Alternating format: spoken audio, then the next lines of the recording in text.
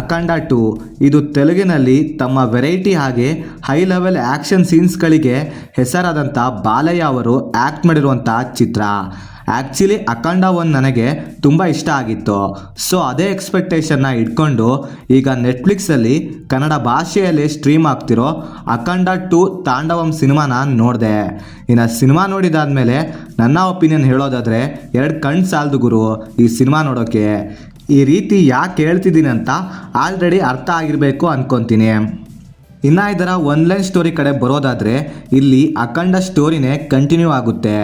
ಈ ಸರಿ ಮಾತ್ರ ಚೈನಾದಿಂದ ಇಂಡಿಯಾಗೆ, ಇಂಡಿಯಾದ ದೇವರಗಳಿಗೆ, ಅದರಲ್ಲೂ ಇಲ್ಲಿನ ಆಚಾರ ವಿಚಾರದ ಮೇಲೆ ಸ್ವಲ್ಪ ಜನ ಯುದ್ಧ ಮಾಡಬೇಕು ಅಂತ ಡಿಸೈಡ್ ಮಾಡ್ತಾರೆ. ಸೊ ಮುಂದೆ ಇದೆಲ್ಲ ಆಗದ ರೀತಿ ನಮ್ಮ ಬಾಲಯ್ಯ ಅವರು ಹೇಗೆ ಕಾಪಾಡ್ತಾರೆ ಅನ್ನೋದೇ ಸಿನಿಮಾ. ಇನ್ನು ಸಿನಿಮಾದಲ್ಲಿ ನನಗೆ ಪಾಸಿಟಿವ್ ಅನಿಸಿದಂದರೆ ಸಿನಿಮಾದಲ್ಲಿ ಕೆಲವೊಂದು ಸೆಟ್ ಆಫ್ ಪೋರ್ಷನ್ಸ್ಗಳು ಹಾಗೆ ಅವುಗಳನ್ನು ಡಿಸೈನ್ ಮಾಡ್ಕೊಂಡಿರೋ ರೀತಿ ಆ್ಯಂಡ್ ಅದನ್ನು ಪ್ರೆಸೆಂಟ್ ಮಾಡಿದ ರೀತಿ ಇಷ್ಟ ಆಯಿತು.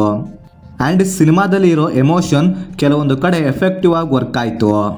ಮತ್ತೊಂದು ಸಿನಿಮಾಗೆ ಬಿಗ್ಗೆಸ್ಟ್ ಪ್ಲಸ್ ಪಾಯಿಂಟ್ ಅಂದರೆ ತಮನ್ ಅವರ ಬ್ಯಾಕ್ಗ್ರೌಂಡ್ ಮ್ಯೂಸಿಕ್ ಸಿಸ್ಟಮ್ನ ಬ್ಲಾಸ್ಟ್ ಆಗೋ ರೀತಿ ಬಾರಿಸಿದ್ದಾರೆ. ಓವರಾಲ್ ಆಗಿ ಸಿನಿಮಾಗೆ ಅವರ ಬ್ಯಾಕ್ಗ್ರೌಂಡ್ ಮ್ಯೂಸಿಕ್ ಸಿನಿಮಾದ ಎಕ್ಸ್ಪೀರಿಯನ್ಸ್ನ ಇನ್ನೂ ಬೆಟರಾಗಿ ಮಾಡ್ತು. ಇಷ್ಟ ಆಗ್ತವೆ ಆ ಬ್ಯಾಕ್ಗ್ರೌಂಡ್ ಮ್ಯೂಸಿಕ್ಗಳು.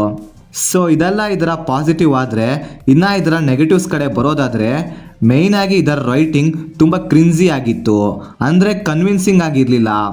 ಸಿನಿಮಾದ ಸ್ಟೋರಿಯಲ್ಲಿ ಒಂದು ಕಡೆ ದೇಶ ಇನ್ನೊಂದು ಕಡೆ ದೇವರು ಅಂತ ಏನೋ ಮಾಡೋಕ್ಕೆ ಹೋಗಿ ಯಾವುದನ್ನು ಕೂಡ ಪ್ರಾಪರಾಗಿ ಬರ್ಕೊಂಡಿಲ್ಲ.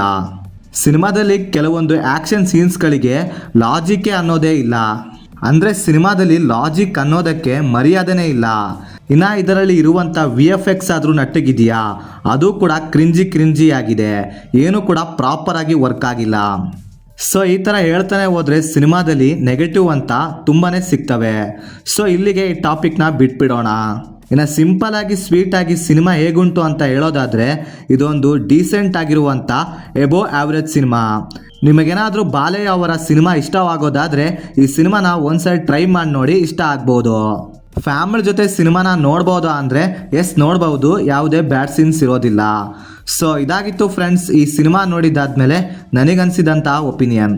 ನೀವೇನಾದರೂ ಆಲ್ರೆಡಿ ಸಿನಿಮಾ ನೋಡಿದರೆ ನಿಮಗೇನಿಸ್ತು ಅಂತ ಕೆಳಗಡೆ ಕಮೆಂಟ್ ಮಾಡಿ ತಿಳಿಸಿ. ಹಾಗೆ ಮತ್ತೆ ಬೇರೆ ವಿಡಿಯೋದೊಂದಿಗೆ ಆದಷ್ಟು ಬೇಗ ಸಿಗುವ. Bye friends.